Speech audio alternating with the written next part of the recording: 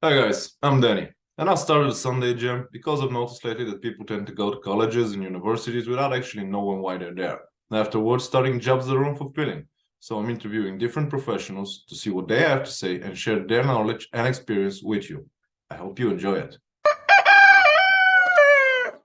Right on. Lune, how you doing? Hey, Hope fine, thank I you. hope things are well. Thank you for joining. The podcast is gonna be focused on three main questions. What do you do for a living? How did you get there? And how did you know that this was the way to go? So tell us what you do for a living. Thank you, Denny, for this invitation. So what I do for a living, I'm a vocal coach and a communication coach. So I live now in Sofia since 1 year. And for the story, in fact, I would share with you my story because Yeah, when I please was do. okay, perfect. When I was 10 years, my father gave me a CD. And this CD, it was one of my favorites. I listened it all the time, you know. It was a very good CD with amazing voice. And I loved so much this CD. And 1 year ago, when I came for the first time in Sofia, I was next to a taxi man. And in this taxi, I heard this music, the same, like my CD. And It was fate. I realized it was the mystery of Bulgarian voice. It was the CD I listened when I was 10 years. And at this time, I realized, okay, so Sofia, it's a good place for me. I want to come live here because this music, it's incredible. I love so much. It's a lot of emotion in my mind, in my body when I listen these folkloric songs. And so it was like that. I said, okay, so I will come here because my boyfriend decided to come in Bulgaria. He proposed me to come with him. And I said, okay, I love this country. I love this culture, this tradition here. And so now I'm here since 1 year. So it was my story to explain you why I choose to come. It's not only for that, but it was a very good part for what I love here and why I came to restart a new life because I was entrepreneur freelancer in France because I'm French. We can hear that with my super accent. It is rather And noticeable, but it's not noticeable in a charming way. thank you. But I was freelancer because at the base I was journalist. So I took my camera and I went at events, filming, interviewing people, and doing the editing and the voice, you know, of voice. And in the same time, I was a singer. I'm still a singer. I do French music. And so I did a lot of live performance. I did all the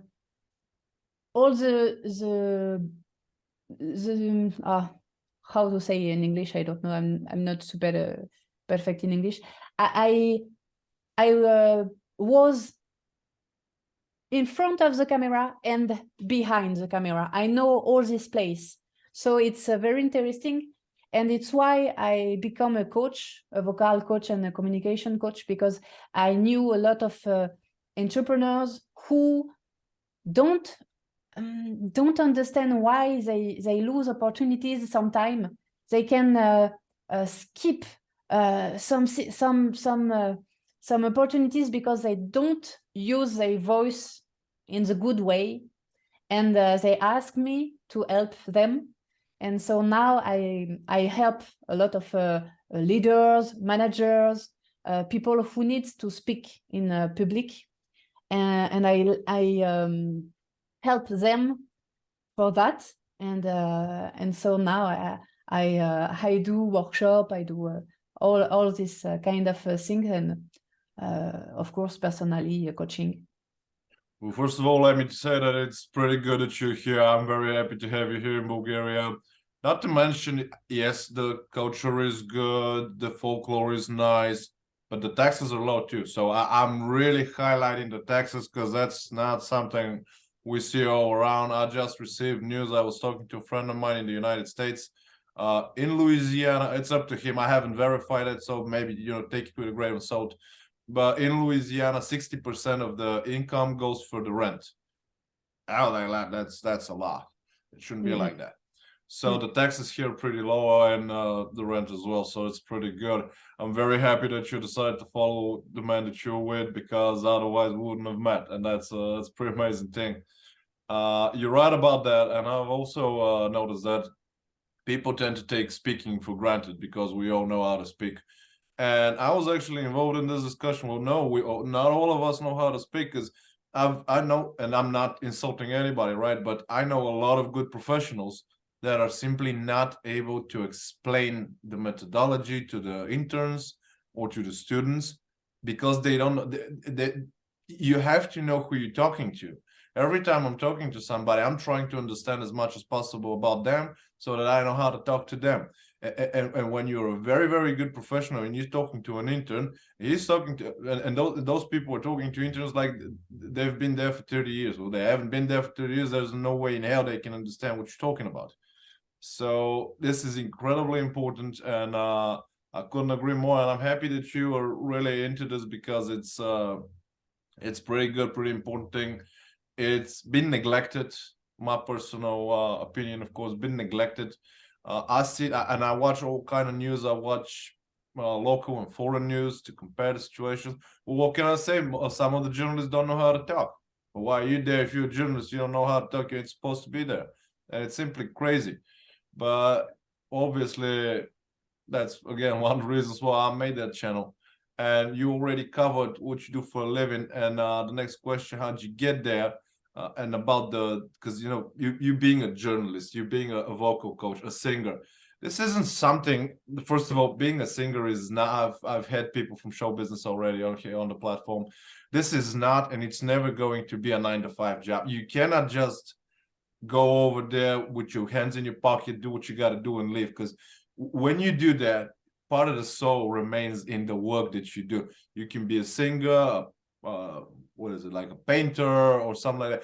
You cannot do it simply for the money. That's the other thing. It's impossible to do it simply for the money, because a lot of people that hate their jobs, but at the end of the month, when you see that paycheck, you're okay, yeah, I can do this for about 10 more years. You can never be a singer, and this is my opinion, but I think I'm right. You can never be a singer if you don't love it, like if you don't feel it inside your heart, inside your soul.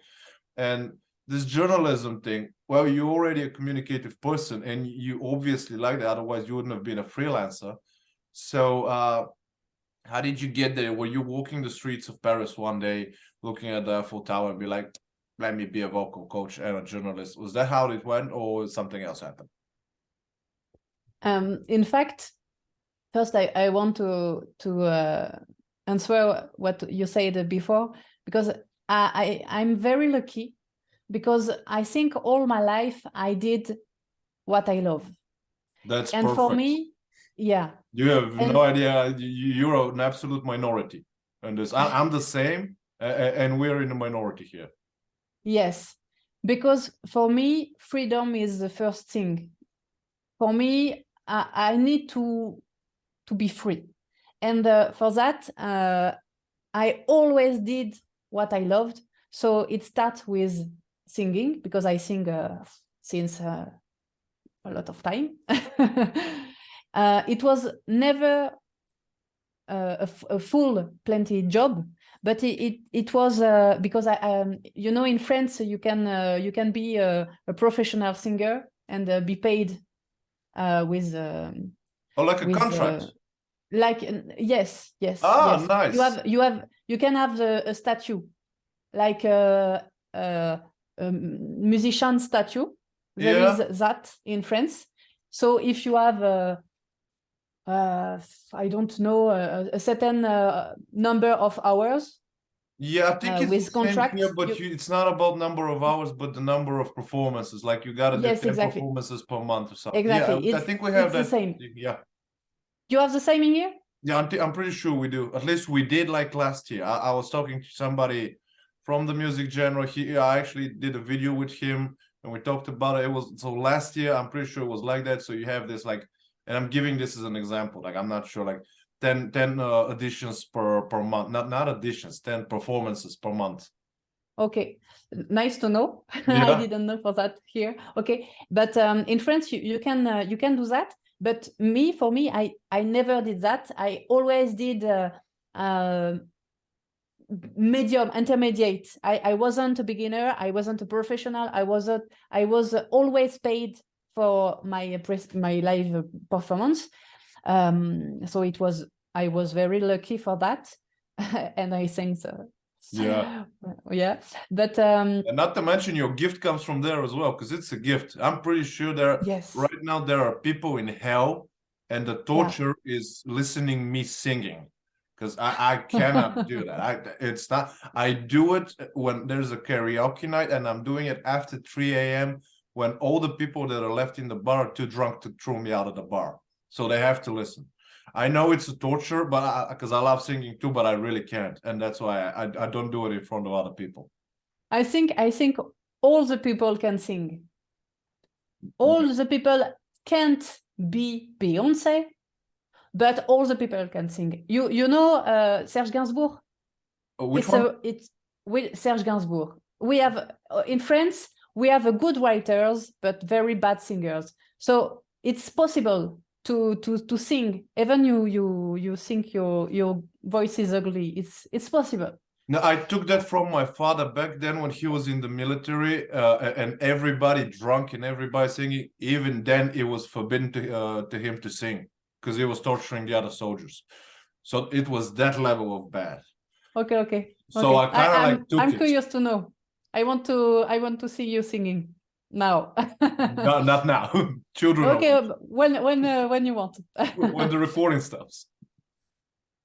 So for continue. Yeah. I was maybe it was in I don't know, I don't remember 213 About 10 years ago. yeah, there is a little, yes, 10 years ago. Oh, Yeah. yeah. I was in a little town in southwest of France because I lived next to Ocean, next to Biarritz, Osgore, Bayonne. It's close to Spain. Okay. So if you see Bordeaux and very, very southwest of the France, it's the point at very, very southwest. The warm area of the country. The warm area of the country. It's a beautiful country. Yeah. Wild and with ocean and mountains. It's perfect. And I recommend you, if you go in France, go in the southwest next to Bordeaux and go next to Spain. It's beautiful, amazing. Yeah, it's on my bucket list. Because lately I haven't traveled much, but if I go to some place, I'm not visiting the capital. I'm visiting. Yes, exactly. Because all people visit Paris, but it's not the better place to see all the nature in France.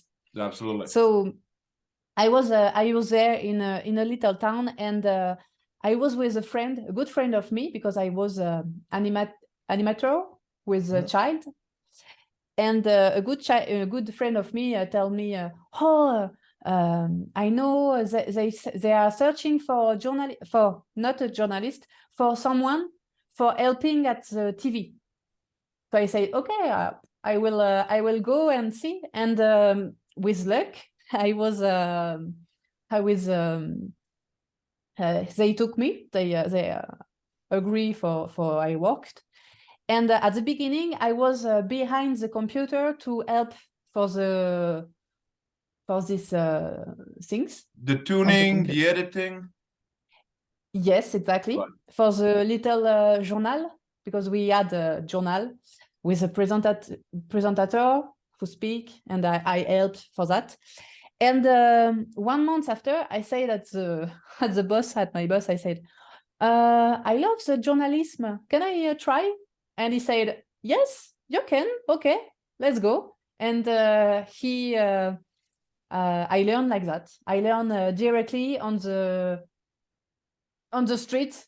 He gave me a camera, a mic, and he said me, okay, let's try, let's go. And I did 3 years like journalist. I did a very beautiful meeting. I interview big artists. I interview big artists in France. Yeah. Precise.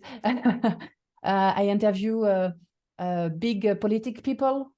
So it was a very little TV, but it was a journalist TV. So it was easy to meet a lot of people. It was very passionate. And the good thing about it, because you really wanted to learn, and it was really something that was pulling you. So I'm pretty sure it was easy for you to learn it because your heart was already there. Yeah, and it's simply amazing to see this. And I knew you were pretty interesting. That's why I wanted you so badly here. Third question is a little bit tricky. How did you knew that this was the way to go? Now you kind of already covered it when you said that you've always done what you loved. And I'm pretty sure because we were in that situation, and we not now, but most people know deep down what they really want. Now, one of the reasons I made this channel was because I'm sure you can see this in France, because it's all over Europe and it's all over US and other places as well. It's massively, people tend to go to colleges and universities because they have this stigma that you gotta go over there for the diploma to have a future. And the parents are not, when they're saying it, it's not like they mean ill to the children. They're doing it out of love, but they're a little bit misguided love, if you ask me. Because a diploma doesn't provide you with a future. I've never seen in my life a person who has a secure future because of the diploma. You gotta be over there because you know that this is for you. And a lot of people, sadly, I'm pretty sure you can agree with me, they don't know themselves. And when they go over there to the university or the college, they spend, and I'm fine with spending money. We all lost money. I'm totally fine with that. Who hasn't? But they're losing a lot of time. Losing, sometimes you got 4 years over there, 5, 6 years over there, and then they go out starting for different companies or different projects here and there. And what we have 25, 26-year-old people who are just starting working without any actual skills, doing something that it's not for them, so that the parents can tell other parents that my kid has a diploma, which is a torture. And those people are not happy. You can see, they can smile, but a plastic smile when you see one, it's not a real one.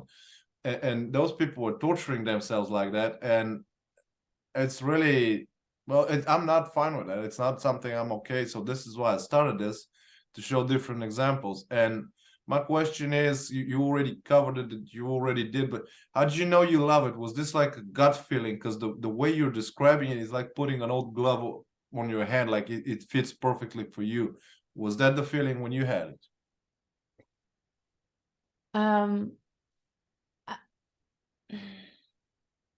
I talk too much. No, it's perfect. I think there is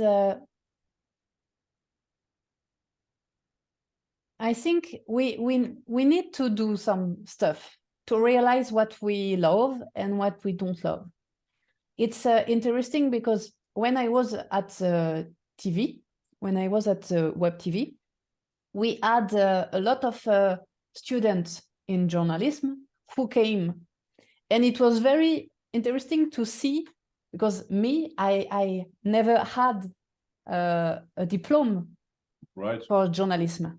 So technically, I'm not a journalist in France. But in fact, I did 3 years like a journalist. So I know the job, And when students came, it was their last year, there was so bad. It was incredible because we teach everything. And after their stage, I know Yes. Internship, yeah. They do. I think 3 weeks with us, and they go away with a lot of skills, because it's on the street you can learn, not on the field. Yes, exactly, not on the school, because on the school you learn some theoretical stuff, but in fact it's not real. You need to be in the real to learn the most. And I saw that with a journalist student a lot, and I think it's like that for sorry, it's like that for all in the life. You need to try. For me, it's very interesting, because I tried a lot of things. I tried a lot of job. I did a lot of job to know what I can do, what I can't, what I can, what I love, what I don't love. And it was very rich for me, because now I know for what I'm good, for what I'm not good. And I think people needs to explore themselves like that, to try to explore. And that's what I love to do with my students.